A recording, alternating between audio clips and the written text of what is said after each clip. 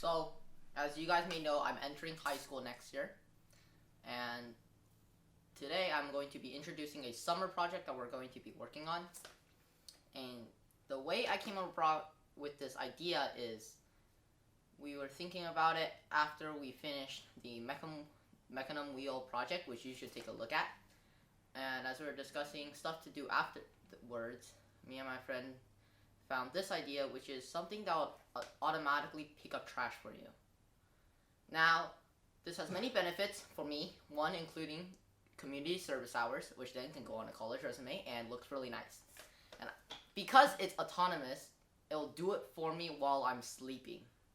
So I'll be picking up trash while I'm in my bed. Also, it's at a park named Hathaway Park, and I have seen a lot of trash there, and it's very disturbing. Because a lot of people have picnics, and there's a lot of nice benches and nice basketball parks, people leave litter everywhere. And this is a huge problem, as it just doesn't make the park look as nice. So I am also striving to fix that problem as well. So one person that we know that deals in this type of problem is Joe. So Joe is one of our church friends, and he works at Ortega Park, which we visit often. So what his job is to maintain the park, and a huge part of it is to pick up litter. And it takes him almost 5 hours a day.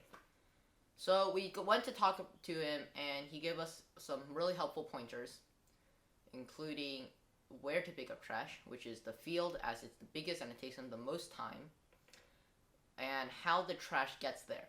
So the way it works is there's a nearby school, Stockholmeyer, and a lot of people eat there outdoors.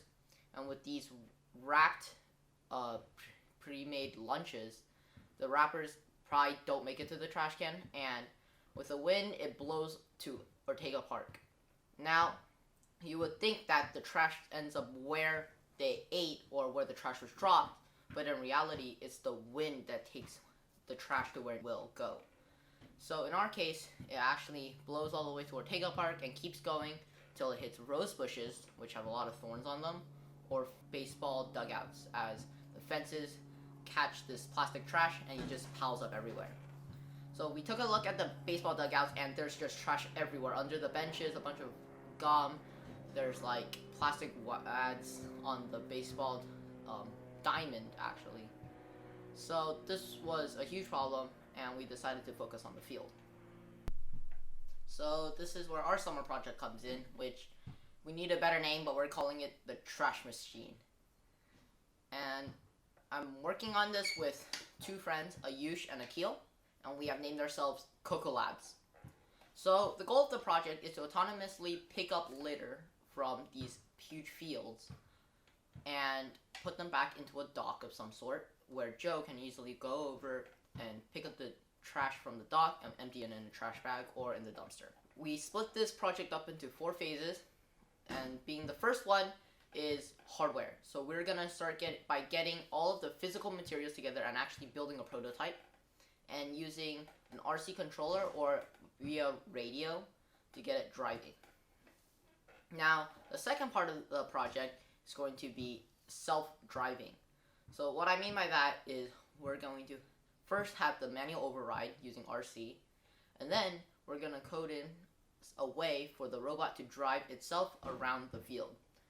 Our plan for doing that is using a GPS, as we may not need as specific of a location, and we may attach cameras on it to just know where it is. Okay, phase 3. So this is where we are learning to identify the trash using machine learning models, and we're hoping to find an easy way around this, as all the software may be some of the hardest parts of this project. And the way we're going to be doing this is through pre-built machine learning frameworks. One of them is Lobe.io, which we're taking a look into. There are more coding frameworks, such as there's things with PyTorch and a lot of Python machine learning algorithms and engines. So we're taking a look into those. Now, the fourth phase of this project is going to be the creation of the of picking up the trash. So this is going to be some sort of robotic arm or a scooper or maybe even a vacuum that will somehow get the trash from on the ground into our robot. So we are discussing many different trash pickup designs, and in our research we have found many interesting things, and you have to watch the following videos to figure that out. So with this huge project, there's bound to be problems, and we have already discovered 3 problems where we might encounter. So the first one is cost. Now, this is actually a huge problem, so as our budget right now, it's really big, and it's not big enough. Our second problem is compatibility. We are trying to use FRC components, which stands for First Robotics Competition. Now, this is a competition that you get to join in high school, and I'm trying to join that in my freshman year. So in order to prepare for the competition, me and my friends are trying to use as much of these FRC legal components as possible, such that we are prepared in high school for when we encounter these parts again, we know what to do.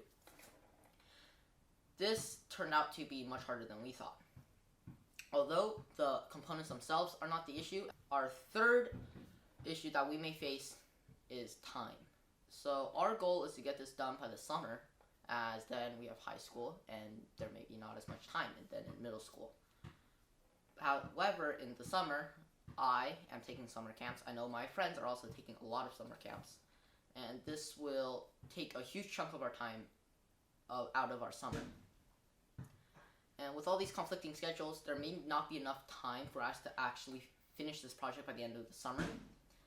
Though, if it does stretch out into high school, we may have access to more opportunities and more resources, including machine shops and people that we can meet at the robotics club that can help us with our project. So this huge project, I will try to do my best to update this, and not with the hovercraft where it's parts 1 through 5 in one video, wait a couple of years, and part 6 in another video. I will try to do frequent updates throughout the summer about what we are up to, maybe some vlogs, as well as huge milestones that we have accomplished, including the 4 phases. See you soon.